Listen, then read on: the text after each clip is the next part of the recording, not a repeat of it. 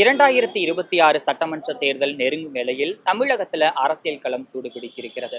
அந்த நிலையில் மக்களுடைய மனநிலை என்னவா இருக்கு, மக்களுடைய ஆதரவு யாருக்கு அதிகமா இருக்கு அப்படிங்கிறத பத்தி தமிழகத்துல உள்ள அனைத்து சட்டமன்ற தொகுதிகளுக்கும் ஜெம் தொலைக்காட்சி நேரடியாக சென்று மக்களுடைய ஆதரவை திரட்டி வருகிறோம். அந்த வகையில இன்னைக்கு இருக்கக்கூடிய பகுதியான சென்னை தியாகராய நகர்ல உள்ள மக்களுடைய ஆதரவு யாருக்கு அதிகமா இருக்கு அப்படிங்கிறத பத்தி தெரிஞ்சுக்கிறதுக்காக ஒளிப்பதிவாளர் உதயகுமாருடன் செய்தியாளர் குணா நாங்க 2 பேரும் சேர்ந்து பொதுமக்களுடைய ஆதரவு யாருக்கு அதிகமா இருக்கு அப்படிங்கிறத பத்தி இன்னைக்கு கேட்டு தெரிஞ்சுக்கலாம். அது சீமான் வந்தா நல்லா இருக்கும். விஜய் தான் நல்லா இருக்கும். டிஎம்கேக்கு வாக்களி. திமுக. நம்ம விஜய் டிவிக்கு. உதயசூரியன் தான். கலைஞர் வந்தாதான் நல்லா இருக்கும்னு நான் ஆசைப்படுறேன். ஏடிஎம்கே தான் வரும்னு நினைக்கிறேன். என்னை பொறுத்த வரைக்கும் ஆளுங்கட்சியோட செயல்பாடுகள் எந்த அளவுக்கும் பெரிய அளவுல குறைபாடு கிடையாது. எனக்கு தெரிஞ்சு டிஎம்கே வந்தா நல்லா இருக்கு. தளபதி விஜய். நான் உதயசூரியனே போடுவேன். விஜய்க்கு போடலாம் நாங்க ஒரு முடிவு எடுத்திருக்கிறோம். தளபதி விஜய் அவருக்கு தானா? என்னுடைய ஆதரவுக்கு ஏடிஎம்க்கு தான். அது யாருக்கு தெரிவிப்போம்? எடப்பாடி தான் தெரிவிப்போம். விஜய்க்கு we can give a chance. என்னுடைய ஆதரவு வந்து ஸ்டாலின் ஐயாக்கு தான். எனக்கு விஜய்க்கு இருக்கணும்னு எதிர்பார்க்குறேன். டெஃபினட்டா விஜய் தான் ப்ரோ. டிவிக்கு தான் ப்ரோ. தளபதி ஐயா, டிஎம்கே ஐயா தான். ஸ்டாலின் ஐயா கண்டிப்பா டிவி கேக்குது. டிவிக்கு நம்ம என்னைக்குமே இளைய தளபதி விஜய் தான். விஜய்க்கு தான். டிஎம்கே தான் போடுவோம். டிஎம்கே. விஜய் எங்க அண்ணன் விஜய்க்கு. ஆதரவு ஸ்டாலினுக்கு தான். ஏடிஎம்கே. கண்டிப்பா டிஎம்கே அவங்க தான். டிஎம்கே தான். எங்க சப்போர்ட் வந்து விஜய்க்கு தான் ப்ரோ. முக ஸ்டாலின் எல்லாம் நல்லது செய்யறாரு, அதனால அவருக்கு நாங்க ஓட்டு போடுறோம். என்னோட ஆதரவு டிஎம்கேக்கு தான் சொல்றேன். நம்மளுடைய டிஎம்கே தான். டிவிக்கு தான் போடுவேன், விஜய்க்கு தான் போடுவேன். ஆப்வியஸா டிவிக்கே தான் ப்ரோ. ஏடிஎம்கே தான் நிறைய இருக்குது. தலைவர் மு க ஸ்டாலின் தான். டிஎம்கேக்கு இருக்கும். என் சப்போர்ட் வந்து டிஎம்கே தாங்க. விஜய்க்கு போடலாம் போட்டா என்ன பண்றாருன்றத கூட செக் பண்ணி பார்க்கலாம். இந்த எலெக்ஷன்ல திமுக தான் ஜெயிக்கணும்னு நாங்க முடிவு பண்ணியிருக்கோம்.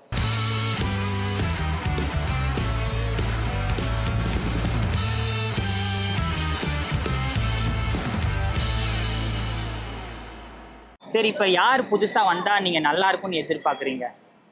அது சீமான் வந்தா நல்லா இருக்கும். சரி, ஏன்னா அவர் வந்து 15 வருஷமா கத்திட்டு இருக்காரு. அவர் மேல தப்பு இருந்தாலும் அவருக்கு ஒரு சான்ஸ் கொடுத்தா பார்க்கலாம். ஓகே. வந்தவொடனே இப்போ வந்தவருக்கு சான்ஸ் கொடுக்கணும் அப்படின்னு எல்லாம் நிறைய பேர் எதிர்பார்க்குறாங்க. அவருக்கு ஒரு சான்ஸ் கொடுத்தா நல்லா இருக்கும்னு எனக்கு தோணுது. ஆனா இப்ப திமுக அளவுக்கு அவங்களுக்கு விஜய்க்கு தானே அதிகமா ஆதரவு இருக்க மாதிரி. அதான் சார், விஜய் நான் தப்புலாம் சொல்லல. இன்னொரு அடுத்த எலெக்ஷன் வரைக்கும் அவர் எப்படி இருக்காரோ பார்க்கணும். பர்ஃபார்மன்ஸ் இப்போ 50 வருஷமா கெடுத்து போயிருக்கு, அது போயிருக்கணும் குறை சொல்றாங்க இல்லையா.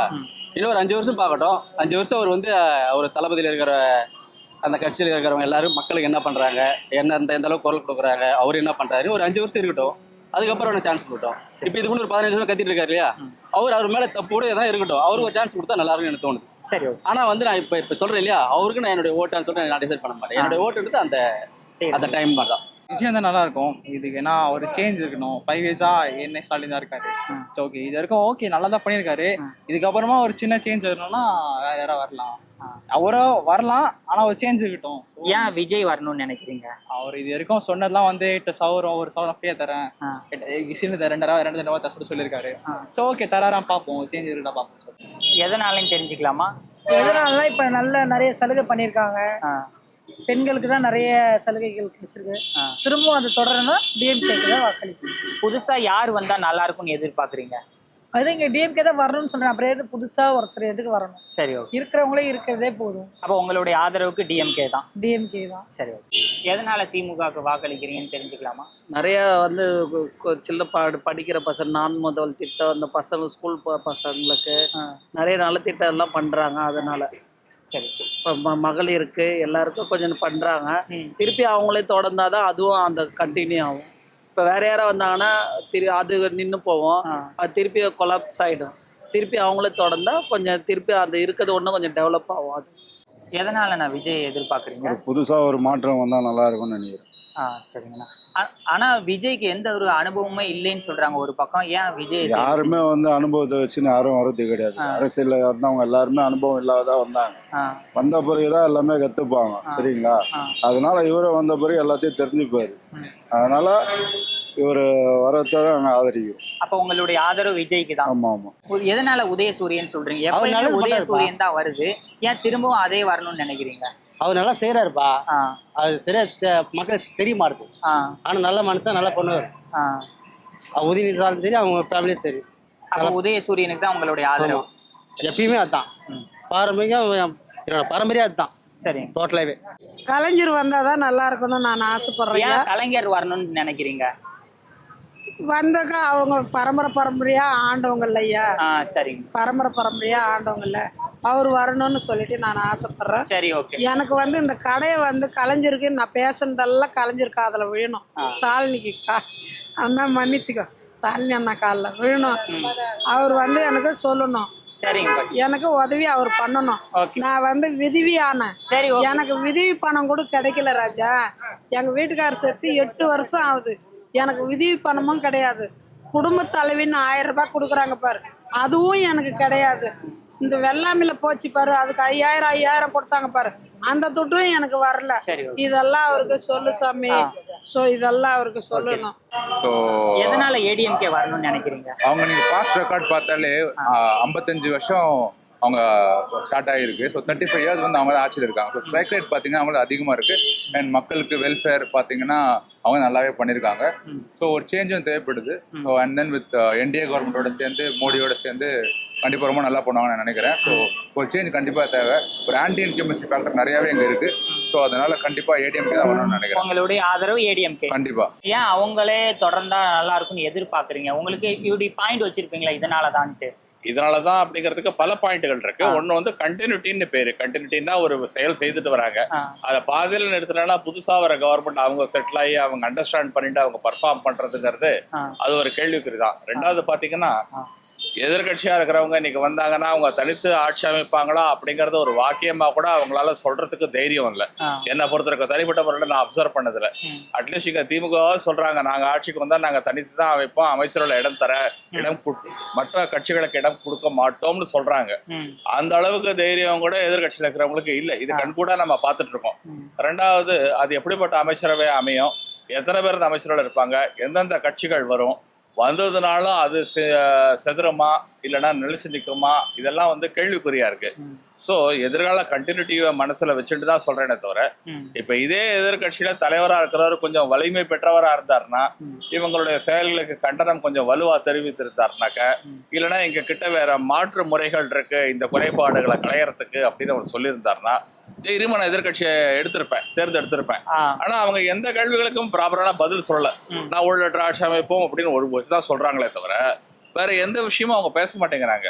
எத்தனையோ முன்னாள் அமைச்சர்கள் அவங்க ஆட்சியில இருந்த போது இருந்தவங்க மேல இருந்த லஞ்ச வழக்கு எல்லாம் அவங்க வாய்தா தான் வாங்கிட்டு போறாங்களே தவிர அந்த கேஸுகளை நாங்க எதிர்த்து ஃபேஸ் பண்ணுவோம் அப்படின்னு சொல்ற அளவு கூட தைரியம் இல்லை. அப்படிங்கும் போது அவங்க கிட்ட ஊழல் இருக்குன்னு தான் அர்த்தம். ரோடு படத்தை பிச்சு கட்டுறது அவங்க தான் ஆட்சி காலங்காலமாக பார்த்துன்னு இருக்கிறாங்க. மக்களுக்கு சேர்த்துன்னு 10 பேருக்கு ஒரு 8 பேருக்கு நல்லா இது பண்ணுவாங்க. ஒரு 2 பேர் சரியா செய்யலாம்னு வச்சுக்க, மக்கள் குறை தான் சொல்லி செய்வாங்க. ஏன் டிஎம்கே வந்தா நல்லா இருக்குங்கிறீங்க? எனக்கு தெரிஞ்சு மகளிர் காசு கொடுக்குறாங்க, ஒரு 5000 கொடுத்தாங்க. எனக்கு ஒரு ரேஷன் கார்டில் ஒரு 3000 கொடுத்தாங்க. அப்புறம் பொங்கல் டிஎம் இது வந்தால் காசு தராங்க ரேஷன் கார்டில்.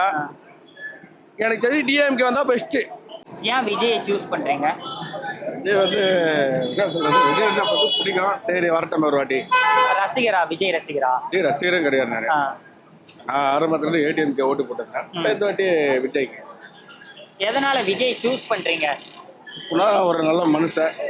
சரி வரட்டும். எவ்வளோ பணம் ஒரு ஃபீல்டில் நினைச்சாலும் ஒரு அமௌண்ட்டு அதை விட்டுட்டு இறங்கி வராருன்னா அவர் நல்லது தானே. அப்ப விஜய்க்கு தான் உங்க ஆதரவு? கன்ஃபார்ம். எதனால உதயசூரியனை தேர்வு? உதயசூரியன் மாசம் 1000 ரூபாய் கொடுத்தாரு. இன்னைக்கு 64,000 பேங்க்ல இருக்குது. 5000 ஒன்று கொடுத்தாரு, 3000 ஒன்று கொடுத்தாரு, 2000 ஒன்று கொடுத்தாரு. எல்லாம் இப்போ பேங்க்ல இருக்குது. இதுமாரி 2 வாட்டி ஆட்சி என் சாவு நிம்மதியாக போடும். எந்த பிள்ளையும் எதிர்பார்க்க வேண்டிய வேலை இல்லை.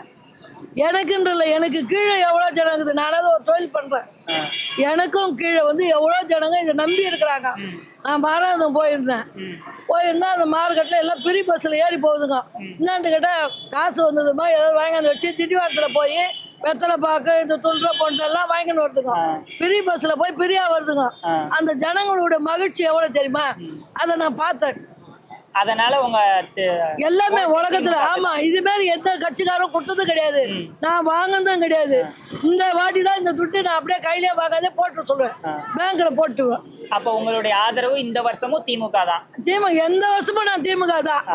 ஏன்னா உதயசூரியனை மட்டும் எதுவுமே பண்ண மாட்டேன். இவங்க கொடுக்குறாங்க, புடவை கொடுக்குறாங்க, அவங்க கிண்ணம் கொடுக்குறாங்க, நான் ஓடவும் மாட்டேன். நான் ஒரே நிலையா தான் நான் இருப்பேன். என்னை பத்தி அவங்களுக்கும் தெரியும். சரி, ஏன் விஜய் போடலான்னு நினைக்கிறீங்க? ஏன் விஜய் போடலன்னா, அவர் இவ்வளோ நாள் அவர் ஆட்சி ஆளுனாரு, எங்கள் லேடிஸ்க்கு ஒன்றும் இதாக கிடைச்ச பாடு தெரியல. அதனால வந்து இப்போ விஜய்க்கு போட்டால் அவர் என்ன பண்ணுறாருன்னு அவருக்கு ஒரு சான்ஸ் கொடுத்து பார்க்கலாம், நான் கொடுக்கலாம். அப்போ உங்களுடைய ஆதரவு விஜய்க்கு தான். விஜய் தான். நீங்க விஜய் ரசிகர்னு கூட சொல்லலாமா? அப்படின்னு சொல்லிக்கலாம். சரி, ஏன் விஜயை சூஸ் பண்ணியிருக்கீங்க? ஏன்னா இப்பதான் புதுசா வர்றாரு, அவருக்கு ஒரு வாய்ப்பு கொடுப்போம். ரெண்டாவது எல்லா லேடிஸ்க்கெல்லாம் பாதுகாப்பே இல்லை, எல்லாத்துக்கும் அவரு கேரண்டி கொடுக்குறாரு, நல்லது செய்யறேன்னு சொல்லியிருக்காரு, எல்லா இதுவும் பண்றேன்னு சொல்லியிருக்காரு. அவருக்கு ஒரு வாய்ப்பு கொடுத்து பார்க்கலாம். அதனால அவர் வந்தா என்ன செய்வார்னு குறிப்பா எதிர்பார்க்குறீங்க? அவர் வந்தாவே போதும், நான் எல்லாம் செய்வாருன்னு ஒரு இதுதான், திருப்தி தான். எதனால ஏடிஎம்கேவை சூஸ் பண்றீங்க? ஏடிஎம்கேனா வந்தா ஒன்றும் ப்ராப்ளம் கிடையாது.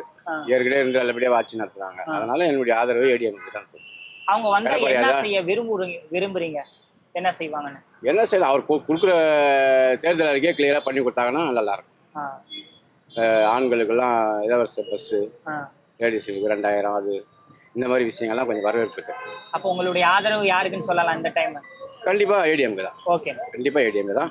ஏன் எடப்பாடி சூஸ் பண்றீங்க? ஆமா, எடப்பாடி தான். அம்மா எம்ஜிஆர் காலத்துல இருந்து அம்மா காலத்துல இருந்து எட்டாலைக்கு தான் போடுவோம்.